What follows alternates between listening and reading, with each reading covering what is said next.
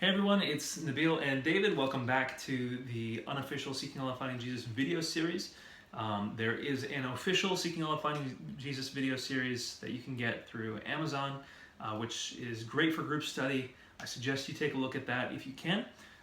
In these videos, we're covering some objections, some major issues, and we're just kind of whetting your appetite, hoping to give you a little bit, if you're ministering to Muslims. If you are a Muslim and you're watching these videos, I hope that you find some kernels and nuggets of truth that will start you on your journey to dig deeper. I do honestly believe what the Bible says, that when you earnestly seek God with all your heart, you will find Him. And so we find that in the book of Hebrews, we find that in the book of Jeremiah, etc. So keep seeking, keep looking. If you honestly love God, I think you will end up believing Jesus Christ is Lord. At least that's what happened to me. In this video, we're going to cover some slightly sensitive information. We're going to talk about Muhammad. And this is important stuff.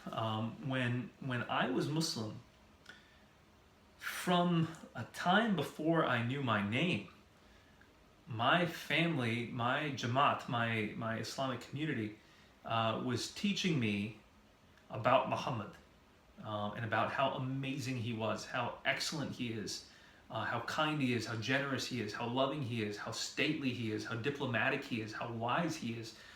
Every single epithet that you can give Muhammad, he deserved it because he was the greatest man who ever lived. Al-Insan al-Kamil, the perfect man, is who Muhammad is.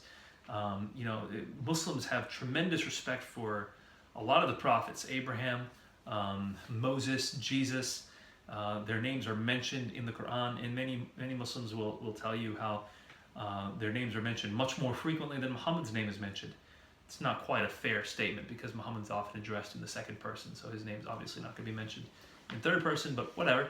It is true that as far as proper nouns are concerned, Muhammad's name is not mentioned as much as, for example, Jesus' name is mentioned in the Quran. But regardless of that, the average Muslim holds Muhammad in super high esteem, higher than any other human who's ever lived, including Jesus. Islamic sources notwithstanding. That's the view Muslims have of Muhammad.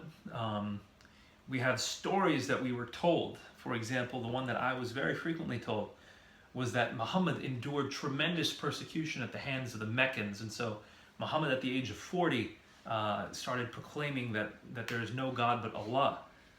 And he started teaching monotheism to these Arab pagans. And because of that, they started persecuting him. They started putting camel entrails on him while he was praying. They would come and violently assault him at times. That there was a boycott placed upon him and the Muslims that ultimately led to the death of his wife and his uncle. In battle, the Meccans would after killing his relatives, eat the organs out of their bodies. That's how vicious these Meccans were towards the Muslims. And yet, despite all this persecution, when Muhammad finally gained the upper hand over the Meccans, when he came back during the conquest of Mecca, he showed all of them mercy.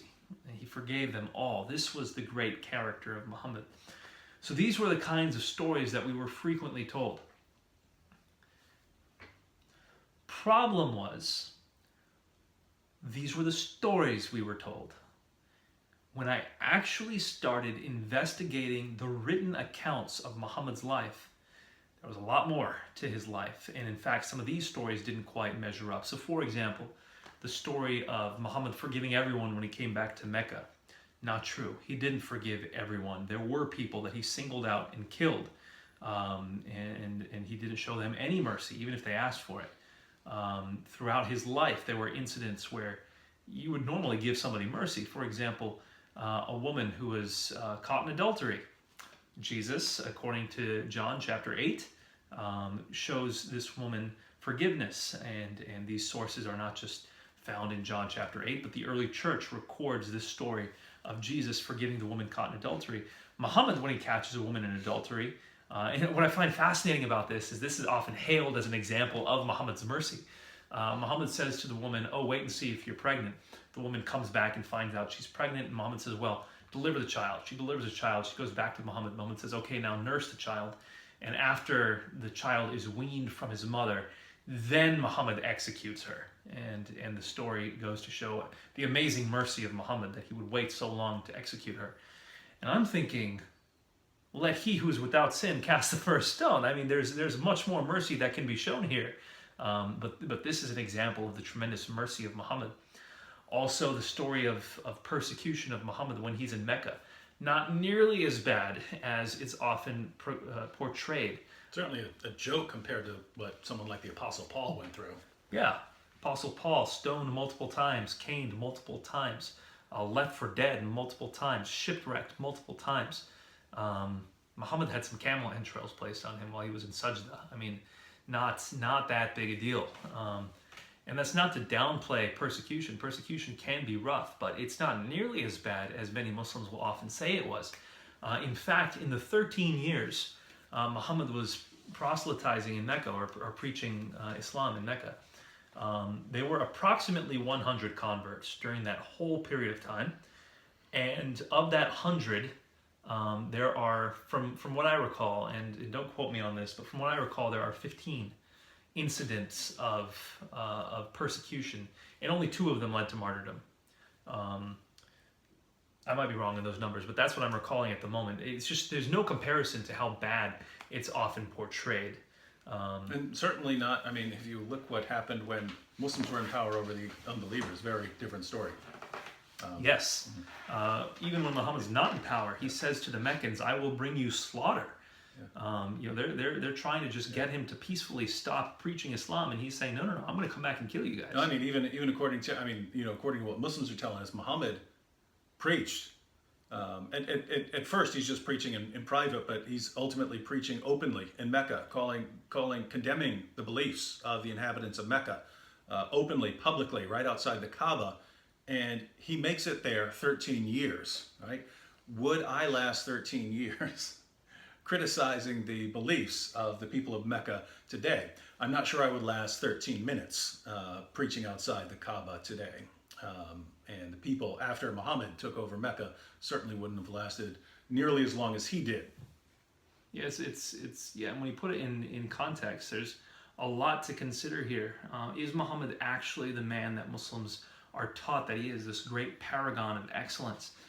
The more you study Muhammad's life, the more you walk away scratching your head saying, how could he have done that? How could he have done that? And you start that way as a Muslim, being presented with hadith from the Sahih literature. So Sahih Bukhari, Sahih Muslim, for example, that's where I started. That was the only thing I would accept from David. When he would say Muhammad did X, Y, or Z, I'd be like, don't bring it to me if it's anything but the Sahih literature, or the Quran, of course. And so he'd start bringing these hadith from the Sahih literature. For example, Muhammad marrying a 6-year-old girl, consummating the relationship with her when he's 52 and she is 9. How could he have done that? Now, some people would say, well, culturally it was okay, and that was actually the argument I used in response to David. In that culture, in that time, it's okay. But David had a very salient response, which was, Muhammad's supposed to be the example for all mankind, and even today, 52-year-old men are marrying 9-year-old girls and forcing them to have sexual relationships with them because Aisha did it with Muhammad. He's being used as the example. And so you see this kind of a thing and you respond to it, at least I did when I was a Muslim, by saying this can't possibly be true. There must be some mistake here. And our sect of Islam would respond by saying, oh yeah, in those days people didn't have birth certificates, and so they could be wrong about the day you were born, and they were wrong about age. But the problem is this was recorded in multiple places, and not only that, but it was emphasized that Aisha was still playing with her dolls when Muhammad took her into her house. That's from Sahih Bukhari. So you see that, and then you start reading other things in the Sahih literature, where you're like, wow, really? Muhammad says the best thing you can possibly do with your life is fight in jihad? If you were to pray unceasingly and fast unceasingly, that's equal to fighting on the battlefield? Really? The Muhammad I know is much more peaceful than that. Then you start seeing the scientific blunders that Muhammad makes in the hadith, in the Sahih literature. For example, Muhammad says that if there's a disease on one wing of a fly, the antidote for that fly is on the other, for the disease is on the other wing. You have an MD, is that correct? Yeah. Did you use that? Well, yeah, I have a medical degree, and absolutely that's not correct.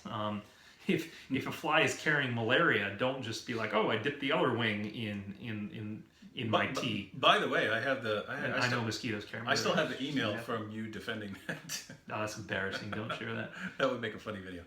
Actually, go ahead and share that. Okay, I would be fine with you sharing that email. Just, I think. Let me see it first. Yeah. Let's see it first. But I mean, that's just absolutely ridiculous. That if there's a disease on a fly, just make sure you dip both wings into your drink, because then you won't catch the disease. I mean, I'm trying not to use disrespectful words, but that's just insane. And the same thing with livestock. Muhammad would say that if an animal has died, for example, if a donkey dies in a well, you can still drink the water from that well because water it's still is made clean. impure by nothing. Yeah, and so he would say, drink the water of a well that has a dead donkey in it. No, don't listen to that. Camel urine being the healing for a variety of stomach ailments. They didn't teach you that in med school? No, camel urine was not one. I know I defended that one too when I was a Muslim. Yeah, you did. I've got that email too. But you start getting more and more of these things that Muhammad has said or done, and they're immoral or they're just unbelievably wrong on a scientific level. Some of them are spiritually quite unnerving. So, for example, Muhammad, according to the Sahih literature, was under black magic for a year. He believed that he was doing things that he wasn't actually doing, and it turned out it was because a witch had cursed him with black magic. Seriously? This is the prophet that I follow. And some of these Muslims will, of course, object to, and they'll try to find ways around them, and that's what I kept trying to do. But it wasn't until I found maybe 100 or so of these Sahih Hadith that I was trying to explain away or just say, no, this can't possibly be true, when I had to conclude, wait a minute, my theology is built in large part on these books, on the Hadith literature. Now, the average Muslim will say, of course, the Quran is the centerpiece of Islamic theology, and at least theoretically that's true. But the vast majority of Islamic teaching doesn't actually come from the Quran, it comes from the Hadith. And even more so, that's true of Muhammad's life.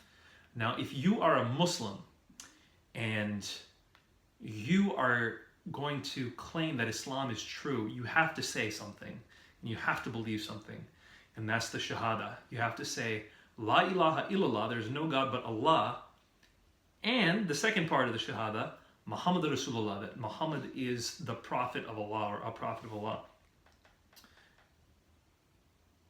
Now, in order to say that, you're making a positive assertion about Muhammad. You're saying, I believe this guy is a prophet. It's not incidental to what you believe. You can't just say, oh, I like the Quran and I like Islamic theology and therefore I'm a Muslim. No, you actually have to assert, and it is the primary proclamation of Islam, the number one pillar of Islam, and it's also extremely important in the theology of Islam, not just the praxis, but the theology of Islam, that Muhammad is a prophet. And if you study his life and you take all these hadith into account, there's no way you can conclude that this man's a prophet. You might still walk away saying, okay, he was a good man considering the time in which he was a leader and the culture and context in which he was a leader. He's still a good man. But are you going to say he's the exemplar for all mankind?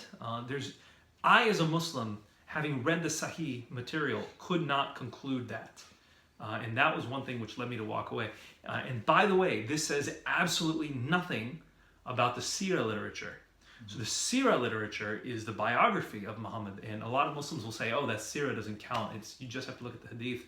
The problem with that way of thinking is that the Seerah literature actually predates the Hadith literature. The reason why the Seerah literature doesn't follow Hadith methodology is because it came first. It came before the Hadith methodology was ever invented. And the Hadith scholars eventually won discussions later on about proper methodology, and so then they said you can only follow material that sticks to our methodology, when by the at the time of the Seerah that wasn't set in stone yet, and so it comes before all of that. In addition to that, the Hadith only makes sense contextually if you have the whole framework of Muhammad's life. And so you have to know, kind of a rough contour of from birth to death, what Muhammad's life was, and you apply the Hadith in that context. And that's what Muslim theologians have been doing from the beginning. And what provides the context for the Hadith literature usually Ibn Ishaq's Sirat Rasulullah. That is the primary biography of Muhammad's life. It's the first one written that we have in our possession today. It's considered, of the Hadith, of the Sirah, it's generally considered the most authoritative. Again, not compared to the Hadith, but of the Sirah, it's considered, Ibn Ishaq is considered the most sort of earliest and the standard, let's call it the gold standard of the Hadith. There's much longer ones, much bigger ones. Ibn Sa'd's Tabaqat, you have Tabari's history as well. But if you just read Ibn Ishaq Sirat Rasulullah, once again, you're going to get the earliest biography on Muhammad's life, not the 20th century stuff you're hearing in the mosque from your parents and from your friends and your imams, but the first one that was written, the first story of Muhammad's life. And it is, frankly, at times appalling. Muhammad, on one day, beheads multiple hundreds of men. He orders a treasurer to have a fire kindled on his chest so that he would tell people where the money was hidden. He orders a breastfeeding mother to be killed, and she's killed in front of her children while she's breastfeeding. Story after story of just appalling things that Muhammad has done, and this is the basis for Muhammad's biography. You have a significant problem saying the Shahada when you actually study Muhammad's life. And as far as I'll sort of put all this together systematically here. If someone comes to you and says, "Hey, I'm a prophet," you have basically three possibilities that you should be considering. So if you don't already believe in him, and he says, "I'm a prophet, I have a message from God," basically three possibilities that you have to consider. One, that he's getting his revelations from his own mind or his surroundings. In other words, his revelations have a human origin. That's one possibility. Two, that he's getting actual revelations, but they don't come from God. So they come from, demons, something like that. If you're a Christian or Muslim, you have to consider that as a possibility. We believe that demons can influence people. So you have to wonder, is something darker at work here? And then the third possibility is this person is actually a prophet. And so the question would be, why should we believe in this prophet? And when we do this with Muhammad, we ask ourselves, why should we believe? Do we have reason to think that his revelations have a human origin? Well, in many cases, yes. If you look at Islam as a whole, it looks like something that sprang up from 7th century Arabia. It looks like you rolled everything up into a ball. So you have Jewish monotheism circulating in Arabia there, along with lots of Jewish stories from the Torah and the Talmud and other Jewish sources. You have stories from various Christian groups, often heretical Christian groups that were circulating, and the documents that they involved. So stories about Jesus giving life to clay birds and Mary giving birth under a palm tree. These kinds of stories that are now found in the Quran. These are circulating in Arabia during this time. So you have Christian elements and Jewish elements, and you have the same Jewish and Christian elements that you find in the Quran, you find in Arabia during the time of Muhammad. You have various pagan practices, so taking the pilgrimage to Mecca, circling the Kaaba, things like that. Well, those are things that the pagans did that are now part of Islam. So the question is, this is supposedly a revelation that came down from heaven, and yet it looks exactly like what we would expect if you took everything that's around Mecca during this time and rolled it up into a ball. And also the Zoroastrians. Don't forget the praying 5 times a day based on the position of the sun. That's what the Zoroastrians did. One thing I want to emphasize really quickly. The Sabians even had a Shahada. No. Yeah. La ilaha illallah. You're kidding. Yeah. Sabians. I have to look that's according to Muslim. That's according to Muslim sources. This is my first time hearing that. Yep. But one thing I want to emphasize very briefly about what David just said before you continue. Some of these stories are made up stories. It's not just, hey, it's okay. Muhammad is he's preaching to the people of Mecca, and so it's completely fine for him to take kind of what's found there and to contextualize the message to them. A progressive Muslim might say something like that. Some of these stories are just flat out false and made up. So, for example, the story of Jesus giving life to clay birds. We know exactly how that story was created. It was created during the 2nd century. We know where most of these stories come from. Yeah, it was created during this entertaining, for this entertaining piece. Why is the name escaping me right now? Infancy Gospel of Thomas. You have in this story, you've got child Jesus being mischievous, and he kills people, and then when their parents get upset for having killed them, he brings them back to life. Or he will be very disrespectful to a teacher, and the teacher will say, "How dare you disrespect me?" And then Jesus shares with him divine wisdom. So you've got a naughty, mischievous baby Jesus, or child Jesus. One of these mischievous things he does is he plays with clay. He makes clay birds on the Sabbath. And on the Sabbath, you're not supposed to do any work. And so people are saying, Jesus is being mischievous. He's playing with these clay birds on the Sabbath. And Jesus blows life into them and watches them fly away, because you can play with live birds on the Sabbath. It's not doing work. And so once again, Jesus is using his divine powers to do mischievous things. It's a made-up story. But yet Muhammad doesn't realize it's a made-up story, and it's included in the Quran. Same thing with Jesus talking at the cradle from, I think it's Surah 18, might be Surah 19. Jesus is speaking, Surah Maryam. Jesus speaks as soon as he's born. Where does that come from? Well, that comes from the Arabic Infancy Gospel, where Jesus is the Word, the eternal Logos. And so when he's born, metaphorically, it's showing him being able to speak right away the truth about being the eternal Word. Muhammad takes that and puts it in the Quran as if baby Jesus can actually speak in the cradle. Just a misinterpretation. You see this time and time again.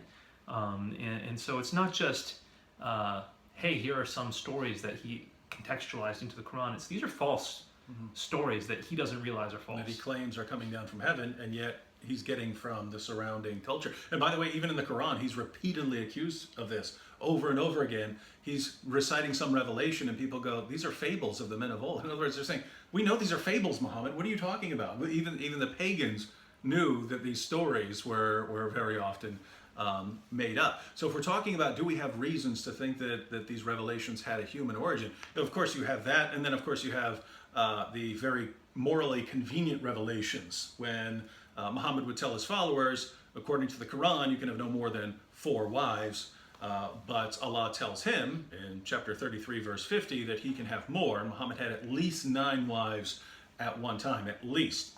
And so, why? Because he got a special revelation giving him special moral privileges. Muhammad once got caught having sex with his slave girl in his wife Hafsa's bed. Hafsa got very upset about it. Muhammad asked her not to tell Aisha. She did anyway, so Muhammad's in trouble. He takes an oath to his wives that he'll stop having sex with his slave girl.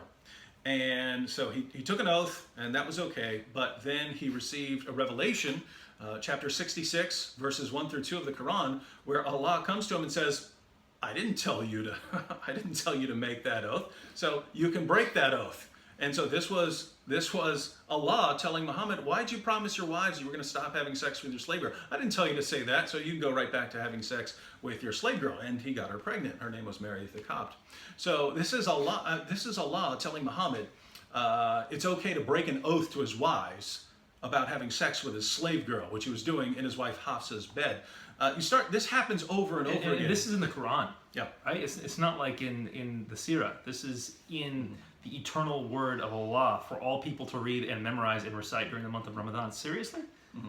And so you see this sort of thing over and over again in the Muslim sources, that Allah seems to give Muhammad very convenient revelations. Aisha even noticed this. She's the one who said, your Lord hastens to satisfy your wishes and desires. She noticed every time Muhammad wants something, Allah gives him a revelation saying it's okay. So the point here is this looks awfully suspicious if the one receiving the revelations keeps getting revelations that give him, and him alone, these special moral privileges. So we have a lot of reason to think that these revelations have a human origin. Nabeel already brought up the second possibility of something darker at work, talking about Muhammad being a victim of black magic. We find things like this. Muhammad, his first impression of his revelations was not, I have encountered an angel.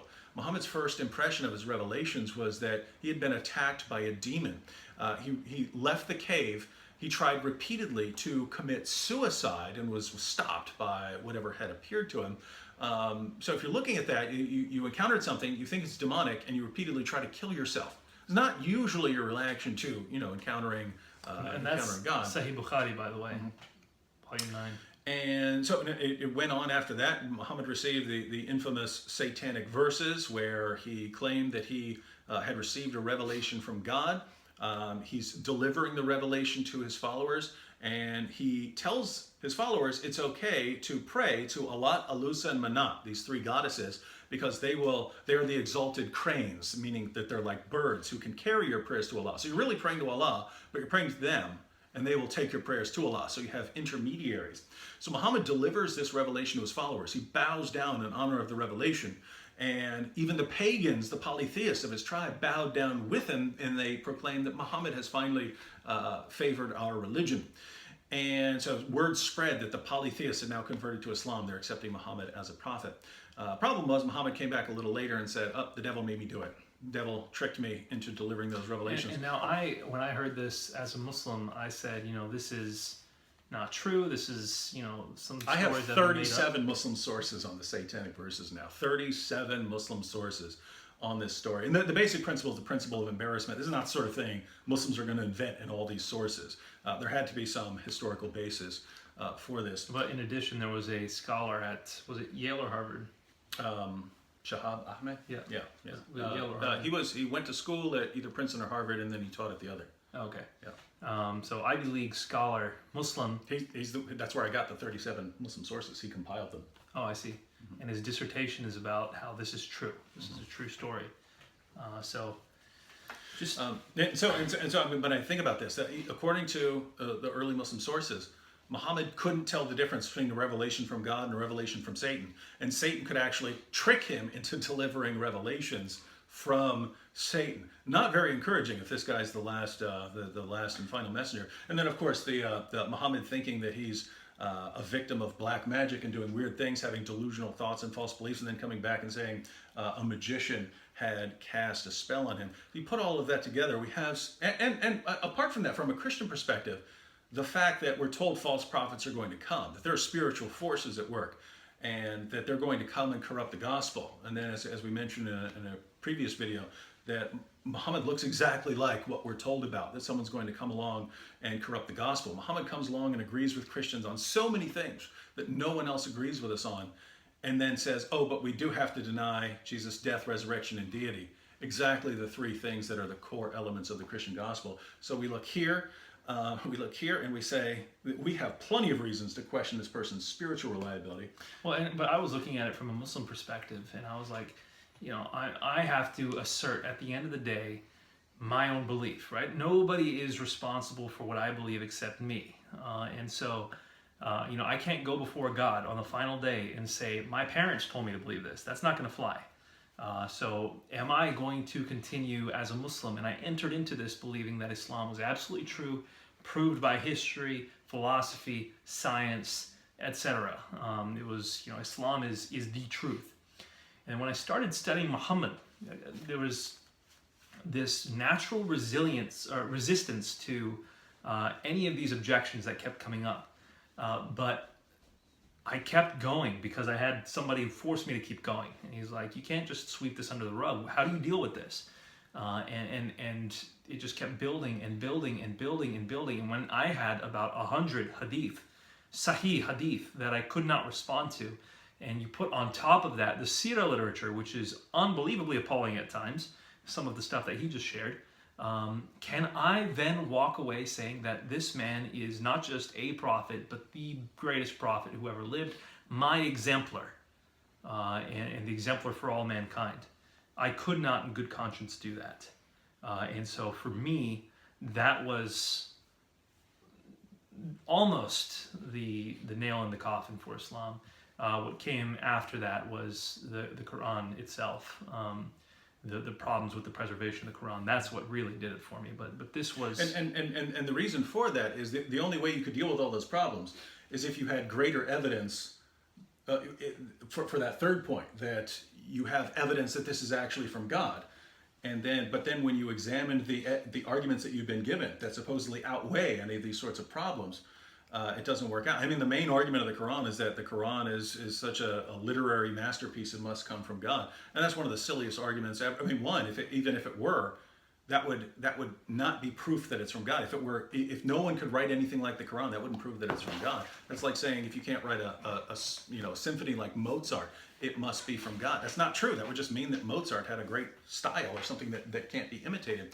But when you actually read the Quran, my good Anthony Flew said that to read the Quran is a penance rather than a pleasure. Oh right? gosh. This argument is just, even if the Quran were what it says, the argument would fail, and the Quran just doesn't live up to what it says. I mean, reading the Quran is all. I'm not saying this because I disagree with it. I think reading the Hadith, many sections are very interesting. I think reading lots of the passages in the Sirah literature are very interesting. I think reading Plato is amazing. I don't agree with Plato on a lot of things. I think reading Plato has some amazing writings. The Quran is just, the worst book I can imagine reading seriously. So to claim that it's just so wonderful that it could only be from God, it's a very strange argument. The other main argument of the Quran is that Muhammad's a prophet according to the Bible. Why do one of the reasons Muslims have to say that the Bible's been corrupted is because Muhammad's a false prophet according to the Bible. So the book he tells us to go to confirm his status as a prophet calls him a false prophet. And so these are the main arguments, and these fail. And the other is the preservation of the Quran. So once you find out the actual history of the text of the Quran, now all the reasons that you've been given for believing that you have evidence that outweighs any of these problems disappears, and all you have are problems. You have no reason to believe that this man's a prophet. You have very good reasons to think that at least some of his revelations have a human origin, and maybe some of them have a demonic origin, but no evidence that he's actually a prophet. And with that, I would say confidence in Muhammad should rightly crumble. I would, I would say that what we have done is not, and this is the way most Muslims would immediately react when they hear this stuff. They're like, why are you coming after our prophet? Why are you trying to smear his name? You're an Islamophobe, blah, blah, blah, blah, blah. Your prophet started it. Well, I wouldn't go that route. What I would say is, in my story, I was trying to find the reasons why I should be Muslim.